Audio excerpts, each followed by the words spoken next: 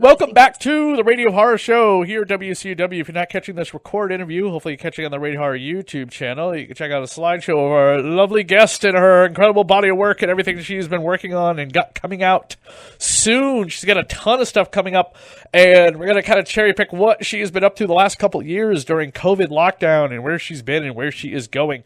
Julianne Prescott back on the show with us. Thank you for coming back on the show, Julie. Thank you for having me. I'm really happy that we got an opportunity to talk together and catch up. One thing that is completed that I was very interested in, because I'm always a big fan of anything based on his work, is H.P. Lovecraft's Witch House. Is that like the story of the Witch House? It is a adaptation. It's its own kind of thing. It's got a lot of original story, but it has kind of some very strong themes there that they took and put in and integrated in their own script, as far as I understand it. And from what I shot, this happens sometimes. I know a lot of people who have worked in film know that scripts kind of morph and shoots can become long, especially during like the COVID time. People would come back and they shot separate things. So as far as what we followed for my shoot dates when I was working, that's sort of what we were going with. And I know they added a lot of other really cool sequences that might have been even more so along what they were creating of their own ideas. And you did that film also with your sometimes co-collaborator, Andrea Collins. Yeah. She, I think that's the last time her and I, is that? No. Oh my gosh. See, the years are kind of, there's so much that's been going on, really cool stuff. We worked on the Embalmers together as well. And I believe that was after Witch House, but yes. What have you been doing that is completed that you're pretty proud of, and what have you been working on that has been in development hell? That I would have to, I'd have to check with IMDb. I actually took a really long break from social media, so I wasn't really in a loop of what was coming out and what was being completed and kind of what was going along throughout that process. I know a few things came out recently. I want to say Shriek Show had a premiere. There was an anthology film, part of the High Fear, High Death anthology series. And it started with High 8. I believe that's the first one in the series. And mine was part of High Fear, which is the third. That one had its premiere in New Jersey, I think a month or two ago. So these are a few things that I noticed when I did get back on. I was able to see Witch House. Again, they're in the festival circuit right now. I don't think it's released. I think Shriek Show's been released. I know that there's a couple other things coming out soon, but I'm really backed up on knowing for sure. And like we were talking about earlier, IMDb has updates, but they're not always the most on the pulse. So I have to catch up with that as well. But I know those actually premiered, and I kind of have gotten a few updates with where they're at. So they hit some of the conventions, some of the film festivals, and I believe they're still going.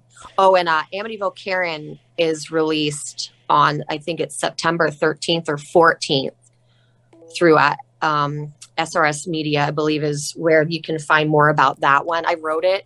I wasn't there on the set, but from what I've seen, I watched the editing process and I saw what they were able to bring to life out of what I wrote. And it's pretty great. It's pretty amazing.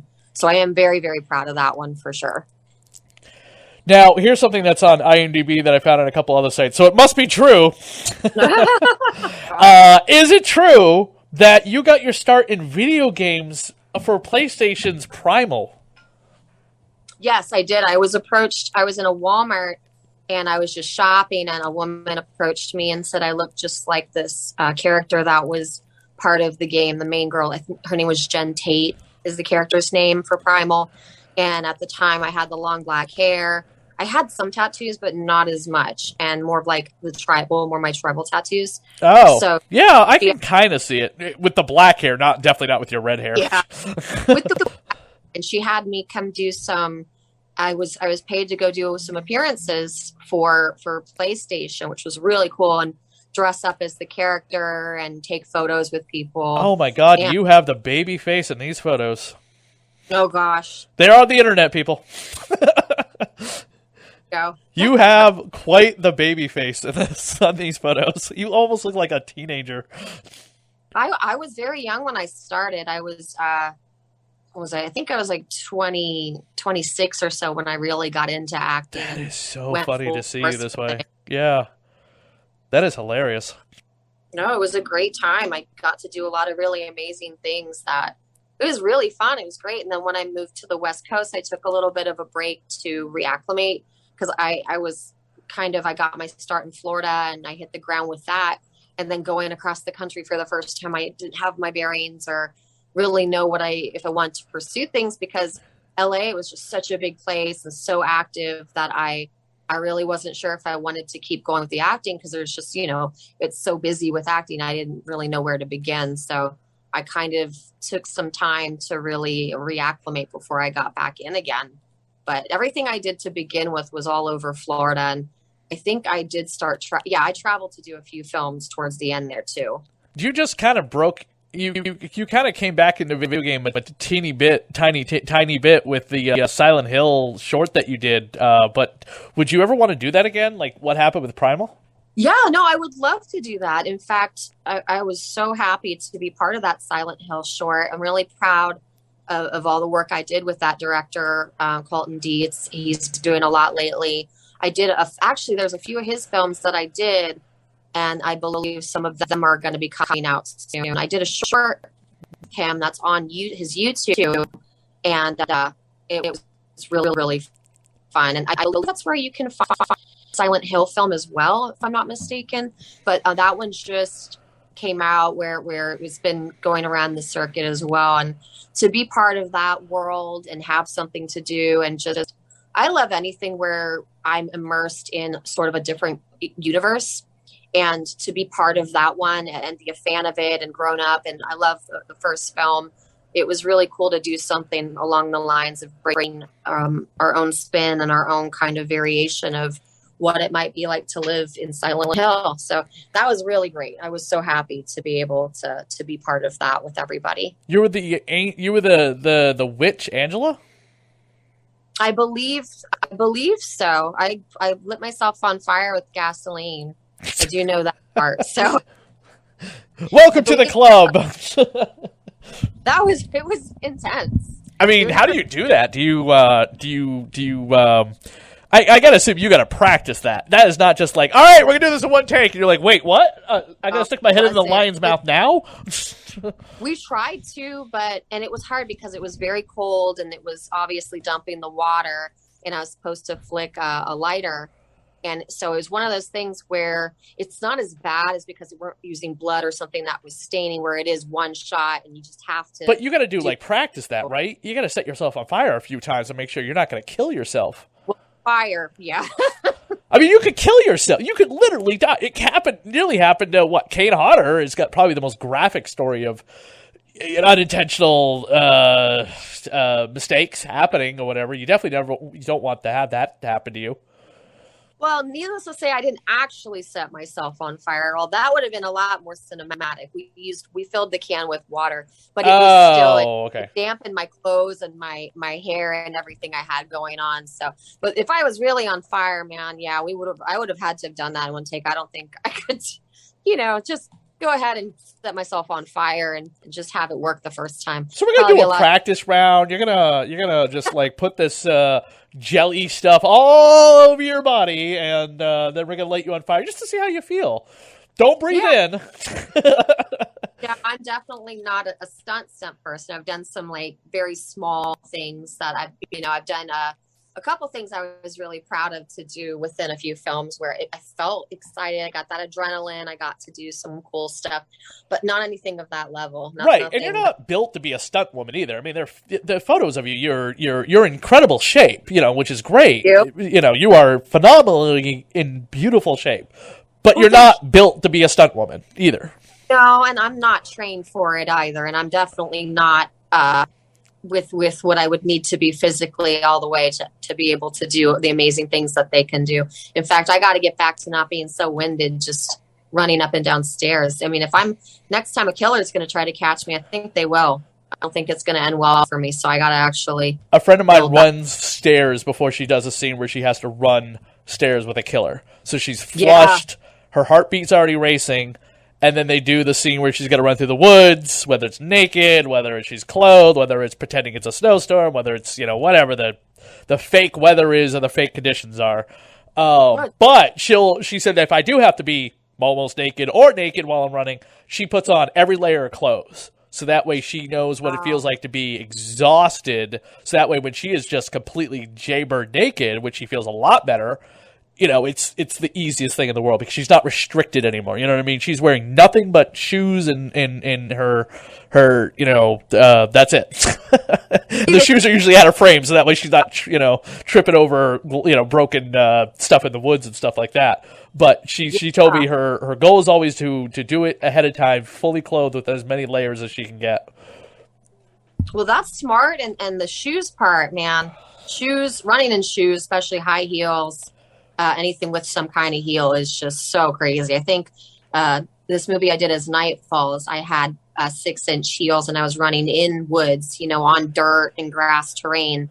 That was hard. I still don't know how to do. I can't even walk in those anymore, like just walking on regular flooring. So running, no, and then running in grass, no. So anybody that can do stuff like that, running in the heels, I definitely commend them for being able to do that and also not get winded. What is something? What is something people don't know about you that you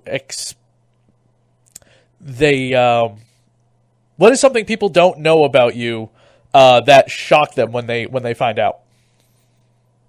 I really don't know. I'm not sure how people perceive me, but I would tall and unapproachably badass. I would say the fact that I'm that's my opinion. You look tall, but you're not. You're 5'6", and unapproachably, like, don't go near that woman. She has attitude. She has resting face. I think maybe the tattoos. People might think that I'm a lot more tough, or that I'm more social, or more like I have a bigger personality, or more extroverted. And when I'm taking a break from everything and being more introverted this past year, I'm very awkward. I think the last premiere I was at, I was the lead, and I just kind of hung in the back, and they even asked me at a point, are you in this? And I said, well, I'm actually the lead. I'm very reserved. I don't like being in the center. I don't really know how to do that. I can do it if I have to, but I'm really not someone that I'm like an introverted extrovert. So I have to make myself do that, and acting helps with it and being around people that I get comfortable with. But when I first walk in, I have to beeline to a corner and have my little space and just kind of set up and get acclimated. Because I have a lot of, nervousness with crowds and anxieties and stuff like that. But once I get over it, everything's good. But I'm really, I'm very, kind of quiet, and I like being in smaller situations and stuff like that. Although I do watch my movies and I like to watch, the work. I'm not super critical, but I'm also someone that definitely will sit back, and I like for other people to, if they want to lead and they want to be extroverted and make things happen, then I'm definitely for it, because it takes a lot for me to put myself and be like the leader and such like that. So I think that's something that people are kind of like, wow, we thought you'd have this huge personality, you just be, hey, everybody, kind of like that. So, but completely opposite. Yeah. What are you gaming on right now? Because you were shocked when I told you the Evil Dead game had come out, and you were like, what? Yeah, when that told me that, for sure. I think it's PlayStation. Wait, no, the Xbox. There is a PlayStation here, but it doesn't get as much attention. So I would say the Xbox. I play a lot of Animal Crossing on the Switch too, but Xbox. And another weird thing about me, this is a weird, an actually really weird fact. I don't like playing games with other, with other players on on gaming. With the, I like that I can play by myself or play against the system, because I always feel like I'm not a very skilled player. So I always feel like I'm the weak link there in the game, and all the other players are like, I'm the one that keeps dying, and they have to help me and bring me back. And so I'm not super skilled with games. I like to play more like The Sims or something by myself. So that's another thing. I'm not out there on your on your games, helping everybody win and do all that terminology that the kids use to get where you need to be on the leaderboards. Co-op. That's the term, co-op. There it is. Okay. See, I'm not even sure about the verbiage, but yeah, I'm more of like an independent person on games and stuff like that, where I just and play the same thing. There's this game called Ghostmaster. It only came out on PC, and I will still go back and replay that from the beginning. And I love Mortal Kombat, so I kind of stick with the same things, but I like to try with like the Friday 13th game. I was just, again, not really good at it. I got on with my son a couple times, and so until they were going to do their own platform where you could go on by yourself. Yeah. I was like, just watch you. The Evil Dead has a better handle on that than the Friday the 13th did. Yeah. Well, and also Dead by Daylight was really fun too. And there was a few times when I was able to do the skill check and do pretty good. But I'm always more so like kind of embarrassed on actual group gaming. So what? Okay, there's a couple films that are coming up that I gotta know about because it baffles my mind. Cocaine and Werewolves. Do we have to actually do real cocaine to get into the role? Are you buying it and just being like, I have to do this. I have to prepare for the role. I think the werewolf. No, I'm just see. It's the werewolf. That's what he does. Werewolves do cocaine. It was flour, and it was a lot. There was so much flour. I believe that's what it was flour just all over the place. Oh, God. But we actually had like a live goat. We had like this place that was like a big building. We all had to clean it after we were done with filming, but we could paint on the walls and just get stuff everywhere. So it looks and Andy was in that one too. She was the lead in that one. I had a kind of like a cameo in there. I had a really cool death where they had to lower me, and it was like a reversal. I think the way they shot it, they lowered me through this really little space in the ceiling and by my arms, and it was like really like very woody up there with spiders and dusty, and it was really cool. I'd never like kind of fit through like a little crawl space thing like that before, so that was fun. Some actors do. I've said yes, I do, and some don't. You don't have a flow chart of like how you've lived and died in movies, right? I think there was a point actually where I was gonna do that, or I did do it. I think I talked about this. It kind of reminds me of a conversation about this a long time ago, but I don't think I ever actually did. There was a point where I knew the answers, but I don't anymore. I feel like I've died way more times than I've lived. And as far as how many times I've actually been killing people, that's way less. And I would like to raise that number. You should get together with Joe Bob and have him make it for you so he could be like... So good at that, I know. Julianne Prescott, she's had like 10, she's had 40 deaths, she's had one boob out, she's had one leg missing, she's lived in, just the whole, thing that he does on his, last drive-in every week. I like when he does like the really random things like, chicken foo and bucket foo. Yeah, exactly. Calico cat foo, something. I mean, I am so happy that that's on every Friday. I cannot say it enough. That is so embraced by people. That is great that he's had the comeback that he has. I equally enjoy watching a new film as I do seeing an old favorite, seeing something that I'm excited to watch. I like seeing new things. Like I think it was this last Friday they had one on that I really enjoyed watching it. And I was like Butcher, Baker, Nightmare Maker. And it was like crazy film. I'd never heard of it before. Butcher, Baker, Nightmare. Okay, I did not watch this past Sunday. Friday. What were they doing on Friday that I didn't watch it? I don't remember. Oh, I was still recovering from COVID. That's what it was. Right. You're in COVID brain. You're not, and that actually lasts longer than the COVID, to be honest with you. I had that earlier this year. And it went, that lasted a few more weeks longer than the COVID. Was the whole like, whoa, what's happening? Spaciness. What the and you've done one of these Amityville films. You've done a couple of them. What do you think of Amityville in space that's coming out soon? Oh, that looks so fun! It looks so fun. I'm always interested to see what people are doing with this. I know that some of the things I worked on, especially with my company called Cinema, have been part of the Amityville a discussion. And the ones that I worked on, it was actually, we were asked to do it by who was going to distribute it. So it wasn't a thing where I woke up in the middle of the night one day. It was like, oh my God, we need to do this.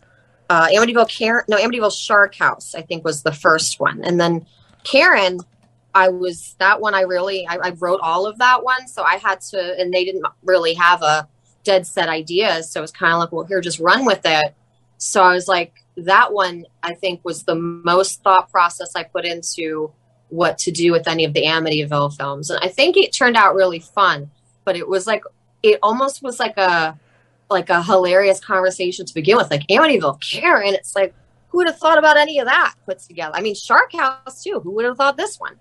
But both of them, Shark House is with a company right now that it'll be out pretty soon. I think we're finishing up the deliverables process, which just is one of the longest and most involved things that I've ever seen from getting involved production side to get a lot of that stuff together to where it needs to be.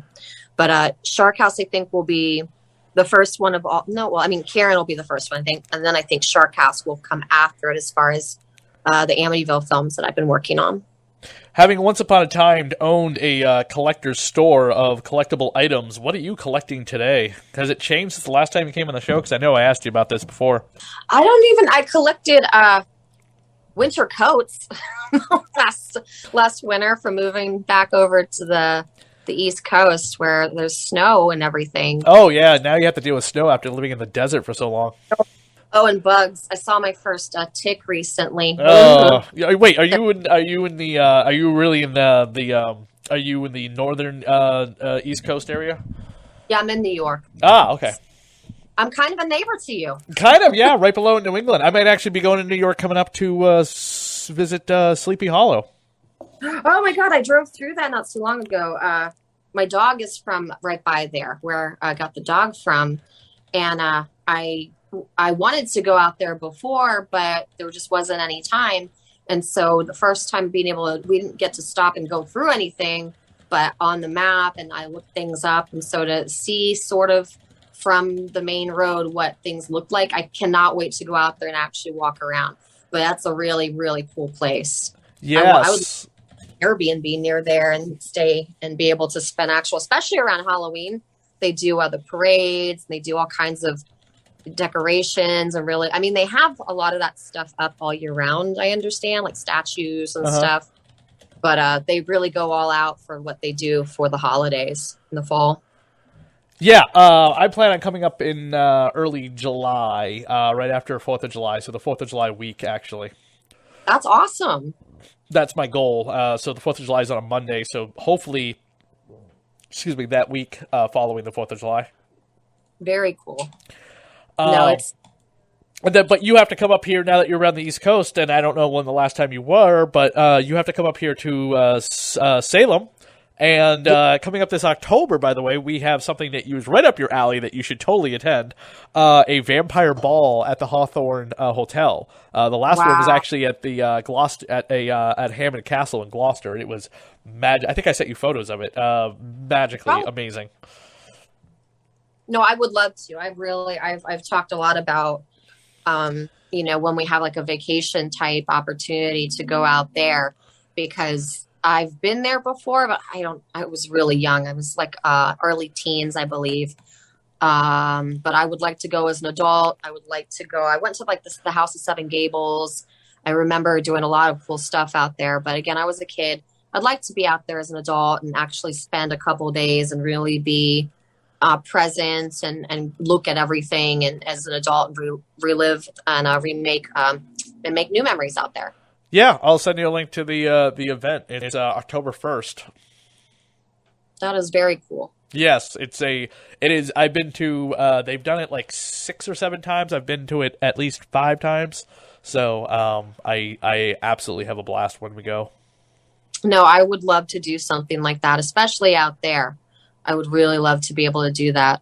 So I'm definitely going to be kind of keeping my eyes open, especially during the Halloween season, if I can get out there. Well, I know you have to go at 8:30, but where can people find you on social media? Do you have actor social media stuff? Well, right now I just have my Facebook, which people, if you're not on there already, can send me a request. I never wanted to do really a public thing as far as like an open thing. I just always decided to keep my profiles just the same thing, just so I could be more active talking to everyone and more in touch. I might eventually do something, especially with Cult Cinema. I mean, we do have Cult Cinema, the page for Cult Cinema. And that has more of the projects that I've worked with, like with Night of the Zomgols, which is coming out soon. That's through there. Amityville Shark House. And there's a couple other things. We just did Bloody Nun 3. And that was with Will Colazzo, who I work with a lot. And I actually have a film where I'm co-directing with him. And it has a campaign right now. We just started. And we're just looking to get some extra funds to bring up what we already have in place, to maybe get some additional locations, bring in some names if we can, and to raise the value of what we have already in place, like deaths. I mean, I always want to have gorier deaths. And that's, it's part of a franchise too that's already in place. It's called Silent Night, Bloody Night, and this will be part 3.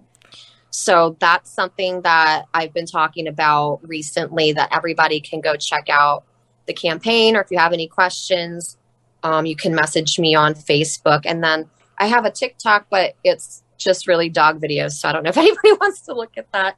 It's fun. It's something I enjoy, and it's exciting to go do that with my dog. So, so that's through there too. If anybody wants to find me on TikTok and my dog. So.